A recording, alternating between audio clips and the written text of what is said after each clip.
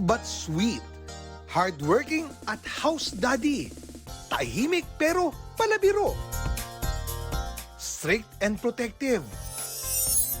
Makatangiang tatak na raw ng ating haligi ng tahanan.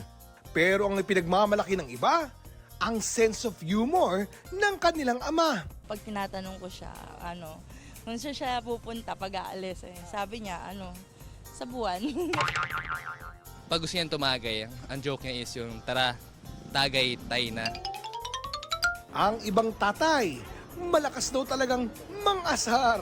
Either ang pangit ko or pagtitripan niya po ako. Parang lalapit niya ako sa mga aso na takot ako. Pinanganak akong babae pero lumaki mukhang lalaki. Meron ding caring pero low-key lang. Pag po aalis kami, sinasabi niya na magtanga-tanga po kami. Pero kabaliktaran naman po yan ng mag-ingat ka. Nag-share din ang ilang netizen ng biro ng kanilang mga daddy. Ang isa, pinapayagan daw ng tatay niyang mag-night swimming. Pero bawal pagpagabi. May tatay ding lahat ng naliligo sa bahay. Tinatanong agad kung saan pupunta. Meron ding mahilig magpabunot ng puting buhok at kapalit ng piso. Pero pag nakarami ka, piso, 1 kilo pala.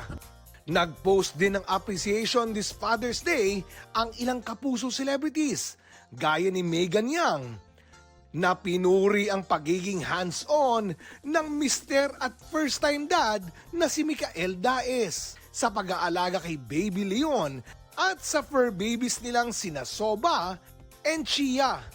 Si kapuso primetime queen Marian Rivera may IG story appreciating her hobby.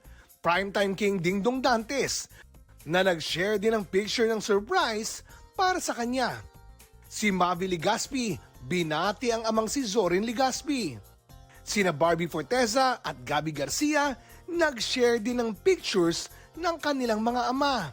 Iba-iba man ang love language ng ating mga tatay, hindi basta masusukat at matatawaran ang handog nilang pagmamahal, pagprotekta at pagkalinga.